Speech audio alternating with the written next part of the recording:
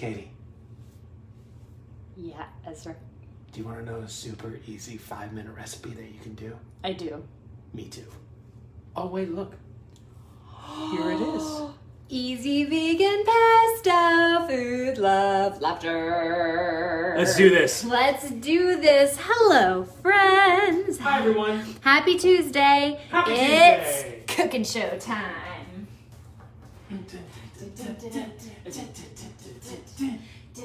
Which side would you want me on? Whichever side you want. Let's do this.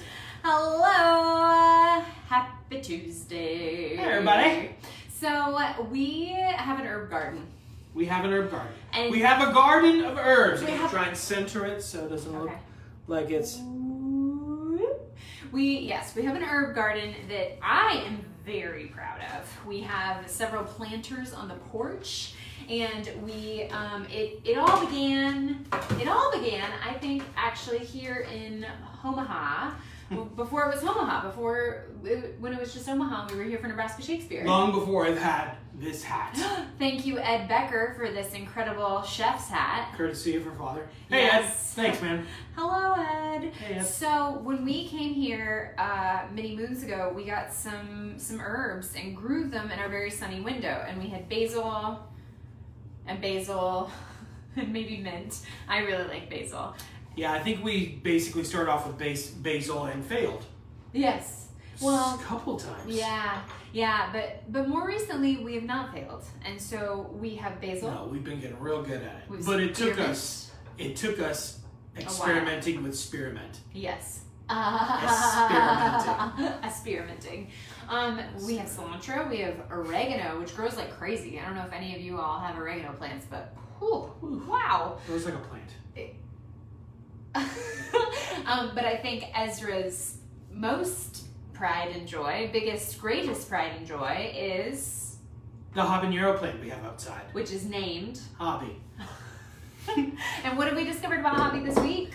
Hobby probably needs a little bit more soil, because we had like a bag of soil, and we started getting kind of serious about it. Yeah. You know, like a big old bag of soil, which we are now out of.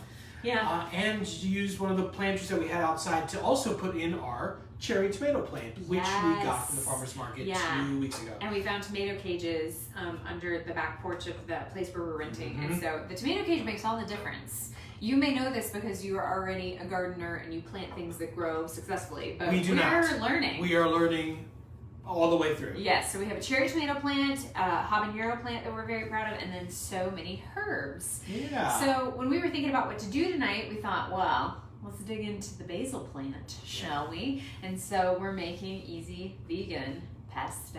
This is a 5-minute recipe. 5 Yes. minutes. So we spent a little bit of time talking. Which is Let's get to good. this Which thing. is good for us because we are in the middle of camp right now. So we are teaching Good segue. Camp Shakespeare Yeah. for Nebraska Shakespeare, and it's all online because of the COVID. And so it. Which, honestly, we had no idea how's it going to go. Yeah. No clue. I I mean, we mean- had some clue because this one over here is super brilliant. And she does a lot of research, and she's prepared, and she's smart and beautiful. And should I keep going? No, I think we're good. Please. Stop. So we're in the second week of Camp Shakespeare, and the students are incredible, and we're learning so so, smart. much from them because they're like with devices, they're just like boop boop boop, and we come Right. up to an obstacle, and they're like, oh, we have the solution, and it's incredible. Can you fill your name? Already did it. Okay. But we're also exhausted because I am on the Zoom from 9 a.m. to 4 p.m. every day with Zoom the fatigue. with the camp kids. So we thought a 5-minute recipe.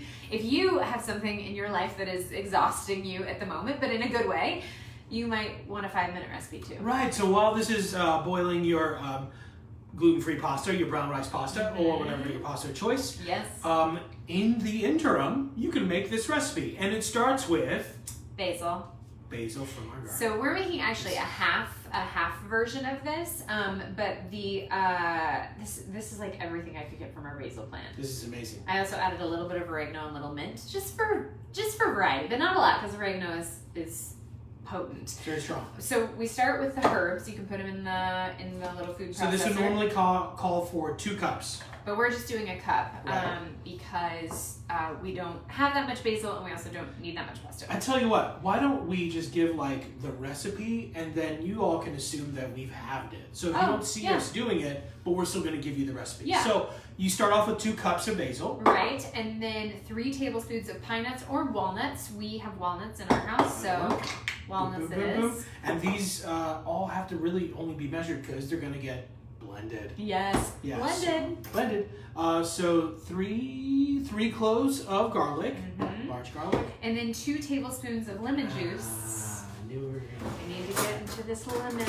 It's not gonna juice itself.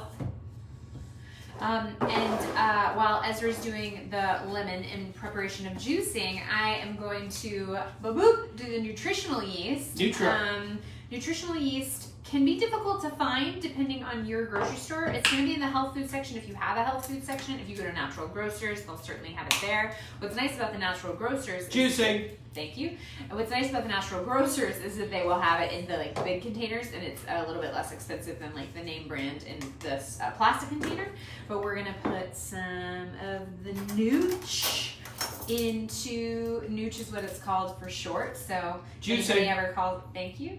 If anybody ever calls it nooch, then you know that they are in the know when it comes to nutritional yeast. This is also what we use to make our vegan cashew cheese. I'll also sprinkle it on top of pasta as an alternative, like cream it up a little cheese. Bit, gives it a nice savory cheese It's flavor. also great on popcorn. So if you do popcorn and like coconut oil and then nooch and crushed red pepper, that's so good. Yeah, 3 to 4 tablespoons of that. Yes, and then the salt. About a quarter teaspoon. Yeah, I'm just gonna do that. That's perfect. Yep. And 2 to 3 tablespoons of virgin olive oil. Yeah, so first we blend this and then we add the oil a little bit at a time. If we had the kind of blender that had like the tube, the streaming tube, we would do that, but we don't. So we're gonna blend this and then we are going to add a little bit of oil. Now, is that the same thing as like an immersion blender? An immersion blender is different, right? Like it's the one. So When I think about immersion blenders, I think about like blending a soup on the stove in the pot. You know, I've never used one of those. I've seen them a lot because I worked in kitchens. Yeah. And, but like I've never used them, and I don't know if they're like any good. Yeah, I mean, I think some people really love them, and I think some people struggle with them. If you have an opinion about the immersion blender, please share with us in the comments. Give us a holler. Blending. That's it? Yeah. Because we're gonna do the oil. Yep. Then we can really dance. Then we can really dance. Cut loose, as it were. So we're gonna do a couple tablespoons of olive oil, and blend again. Boy, that nitro, like, it has got a certain smell to it because it's yeast. That takes a little bit. Oh yeah, what does it remind you of? It's like it's nutty to me. Okay, yeah. I see that. But the umami of it, which I think is why like it. Yeah, you know. Yeah, what I do know. I know exactly what you're talking about. I tend to use umami as like, there's a flavor in there I can't describe. It's umami. You know, like when you don't know what else to say. Right, Umami. It's like when you're writing down and your sweat gets in your mouth. You know, you get that umami flavor. Yeah. Oh God. Blending. I probably didn't need to blend it that much. I just wanted to give you more time to dance. Thank you. You have such great rhythm. Yeah. Okay, we need a spatula to get the sides. You're giving it to me. There's one right here. Okay, so. Does it need to go? So normally, like, that's cool. Normally, when I see pestos from the stove, they're not quite as like whole as that. Usually, chunky? Yeah. We'll blend it a little bit more, but it needs. We don't have to be. But it needs liquid. I see. You know, like we have to do the liquid in time. Which we're missing the water. See, it says, then add a tablespoon of water at a time until the desired consistency is reached, a thick but pourable sauce. For full disclosure, or for disclosure. Food disclosure. Food disclosure. Food disclosure. I didn't need to go inquire. Food disclosure. I have never made this recipe. This is Katie's go-to. Mm-hmm. I made this last night. Yeah. It was awesome. I did it with gluten-free pesto pasta or gluten-free pasta. How much water do you put in there? A tablespoon at a time. And then you blend, and then you look again. And then That's you what blend, you and then said. you look again. It's like interval dancing. Ready? Blending.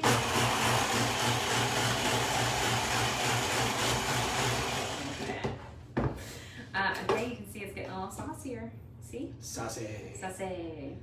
So for me, I think like this is probably pretty good in terms of like a texture. I don't know if you all can see it. You can probably see it on the side a little So bit. too desired. Yeah, yeah, and I like texture. Like if we wanted it to be a little smoother, we could do that. But I like the texture. Do you want to blend it a little bit more? No, I'm good. You will fancy this more than I do. It's true. I'm curious because you have recently said that you like your cashew cheese a little bit, a little runnier. It's true. I do. This is a little runnier too. But then you also said texture. Well, I'm not a monolith. I have different. I see. So this, yeah. So this pesto sauce you like a little heartier. The cheese Yeah. sauce you like a little, but you're still talking portable, right? Mm-hmm. Yeah. Okay. Yeah. Just still a little like stewier rather than soupier. Yeah, I think so. Yeah. I like to see the bits. Yeah, you want to give it that nice umami flair. See, there it is, the umami. So last night. That's right up there with mouthfeel. Mouthfeel. Umami So mouthfeel. last night I made gluten-free penne pasta, and I had some shrimp that I had done on the cast iron skillet with a little bit of olive oil and garlic. And then, nope, that was 2 nights ago. Last night, gluten-free pesto pasta, and then I added 2 eggs, 2 over medium eggs, because if you ever need to make it a full meal, you just put an egg on it. That's what she said. Doesn't really work there. Put an egg on it. That's what she said. That's it. We've done it. It says here, perfect for adding to sauces, dressings, breads, and more. My favorite recently has been adding it straight to zucchini or carrot noodles for a beautiful, healthy side dish. So there you have it. I just mouthed everything you said. I know, I saw it out of the corner of my eye. Right, because I'm directly in your line of sight. Also, I can see you in the camera. Anything else to say, Ezra? No. Anything else to report on this Tuesday, June 30th? No. Black Lives Matter. As always, As always. Still and forever. we love you all. We love you. Stay safe out there. Thanks for tuning in. Thanks for doing it. Thanks for tuning in. We'll see you next time. Bye.